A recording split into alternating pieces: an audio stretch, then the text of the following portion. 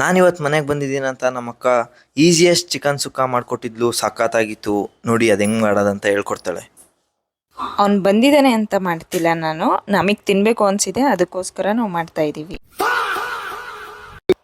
ಹಾಂ, ಯಾರಿಗೋಸ್ಕರ ಮಾಡಿದ್ರೇನು ಬಾ, ಇಬ್ರು ತಿಂತೀವಲ್ಲ, ಬೇಗ ಮಾಡ್ಬೋ, ಹೊಟ್ಟೆ ಹಸಿತಿದೆ. ಕಡಾಯಿಗೆ 4 ಟೇಬಲ್ ಸ್ಪೂನ್ ಎಣ್ಣೆ ಹಾಕಿ ಸ್ವಲ್ಪ ಬಿಸಿ ಆದಮೇಲೆ ಚಿಕನ್ ಹಾಕಿ ಚೆನ್ನಾಗಿ ಮಿಕ್ಸ್ ಮಾಡ್ಕೋಬೇಕು.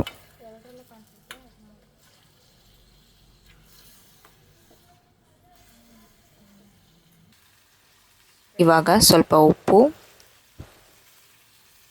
ಜೊತೆಗೆ ಅರಿಶಿನ ಪುಡಿ ಹಾಕಿ ಚೆನ್ನಾಗಿ ಮಿಕ್ಸ್ ಮಾಡ್ಕೋಬೇಕು.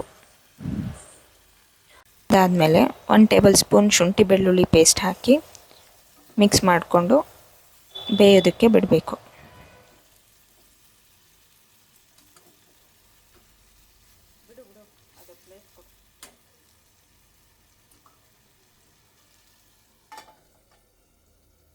ಚಿಕ್ಕದಾಗಿ ಚಾಪ್ ಮಾಡಿರೋ ಅಂಥ ಈರುಳ್ಳಿನ ಹಾಕಿ ಬೇಯಕ್ಕೆ ಬಿಡೋಣ.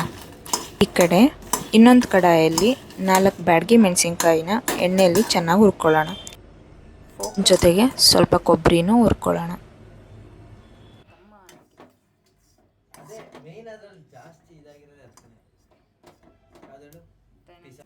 ಹುರಿದಿರೋಂತಹ ಬ್ಯಾಡಗಿ ಮೆಣಸಿನ್ಕಾಯಿ ಮತ್ತು ಕೊಬ್ಬರಿನ ಜಾರ್ಗೆ ಹಾಕ್ಕೊಂಡು ಅದ್ರ ಜೊತೆಗೆ ಏಲಕ್ಕಿ, ಚಕ್ಕೆ, ಲವಂಗ,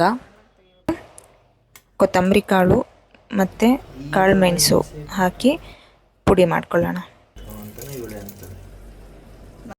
ನೋಡಿ, ಈ ಥರ ಪುಡಿ ಆಗಿರುತ್ತೆ.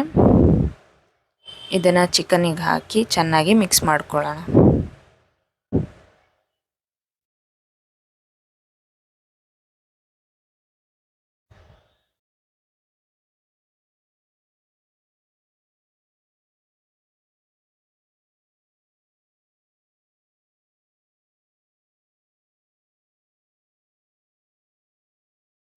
ಮಿಕ್ಸ್ ಮಾಡಿಕೊಂಡು ಇದಕ್ಕೆ 1 ಟೇಬಲ್ ಸ್ಪೂನ್ ಖಾರದ ಪುಡಿ ಜೊತೆಗೆ ಗರಂ ಮಸಾಲ ನಿಮಗೆ ಬೇಕು ಅಂದರೆ ಹಾಕೋಬೋದು, ಇಲ್ಲ ಅಂದರೆ ಇಲ್ಲ. ಮಿಕ್ಸ್ ಮಾಡಿಕೊಂಡು ಸ್ವಲ್ಪ ನೀರನ್ನು ಹಾಕ್ಕೊಳ್ಳೋಣ.